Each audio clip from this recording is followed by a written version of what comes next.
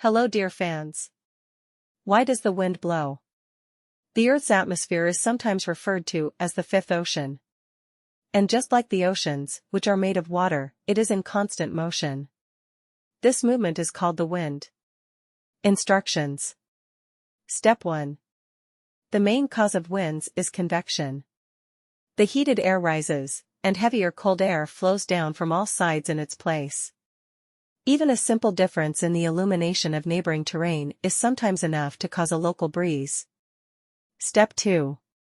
A constant wind, called a breeze, blows on the coastlines. Due to the high heat capacity of water, the surface of the sea is warmed up by the sun's rays worse than the surface of the earth, so the breeze at this time blows towards the land. At night, however, the sea surface warmed up during the day gives off the accumulated heat, so the night breeze is directed towards the sea. Step 3. In the Indian Ocean and the western Pacific coast, breeze-like phenomena occur on a much larger scale. Monsoons are winds directed towards land in summer and towards the ocean in winter. Summer monsoons carry a lot of moisture, cause heavy rains in tropical areas, and can cause flooding. Step 4.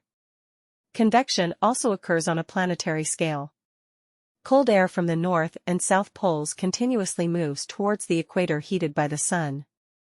Due to the rotation of the Earth, these planetary winds, called trade winds, are not directed directly from north to south, but as if swirling to the west.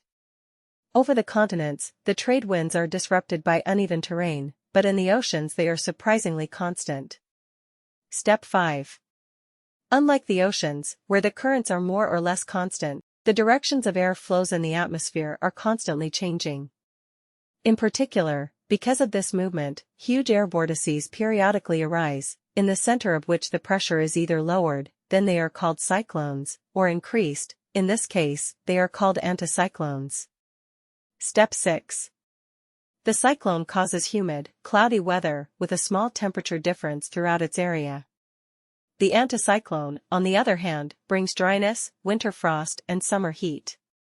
Therefore, the study of these eddies is the basis for correct weather prediction, and it is their discovery that can be considered the beginning of organized meteorology. Thanks for watching.